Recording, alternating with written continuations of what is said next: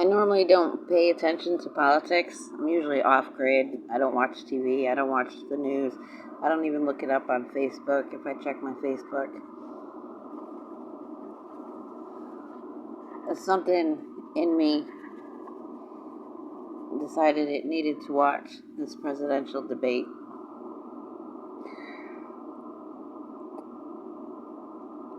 I just couldn't help but laugh.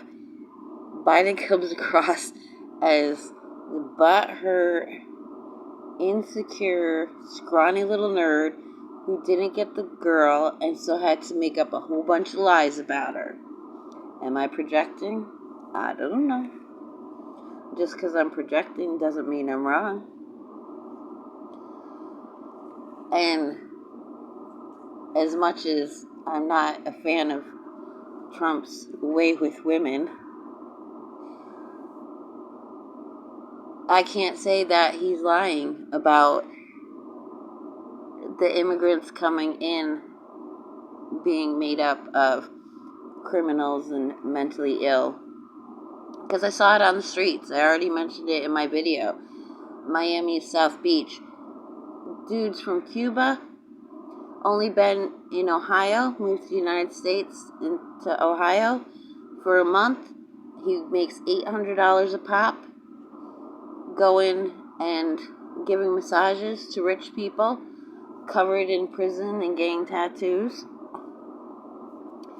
And he and his family are vacationing in South Beach, Miami. And while I was there, there was a big protest, a big pro-Cuba, Viva Cuba, right there in the park.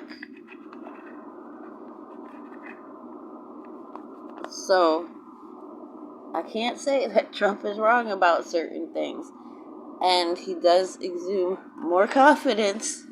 Biden had one job: reassured the American people. And apparently he failed miserably at that.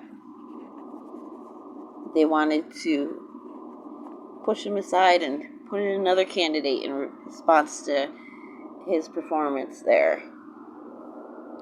And then I got to thinking, what was the majority of immigrants made up of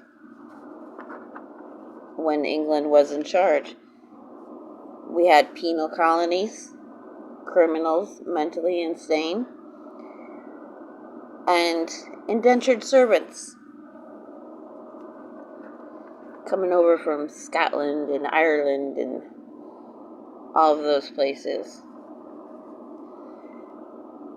So the colonizers right now are the ones influencing American policy. And basically, America's lost. I had a strong impression of military just going door to door, foreign military, pulling people out. And now it's not colonies, it's FEMA camps.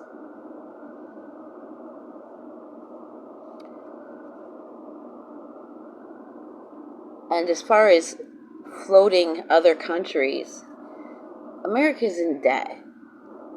That's what the big arguments and debates are over, about the debt. What are you going to do about the debt?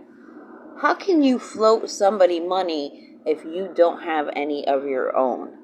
Oh, I'll go further into debt, take out this loan, I'm going to give it to you, and I'm going to make all my indentured servants and all the criminals pay it back. So, if the American public ends up as slaves to places like China, where the greatest amount of debt is held against us, don't be surprised. I was talking with one of the guys, and he said, he would never, ever want to be president. Just all the responsibilities and decisions and being responsible for life or death. And that's true. I can empathize with that. And he wasn't sympathizing with any of them. Like, oh, this poor guy, he wasn't sympathizing with Biden or with Trump. He was just making the point. It's a job he couldn't do. And it struck me right then and there. If you had a significant other that was so devoted and so intent on making sure you, your family, your friends, and all your loved ones were safe, that they would go to the point to take responsibility for this ignorant mob of people who have no concept of how to take care of themselves, how to feed themselves, how to clothe themselves. If you had a significant other willing to take that on just to see that you're safe, what a freaking significant other to have.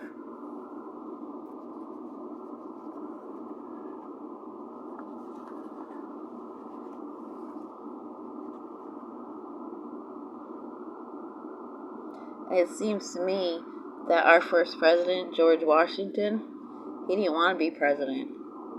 That was his only intent, was to lead the army to make sure all of us were safe.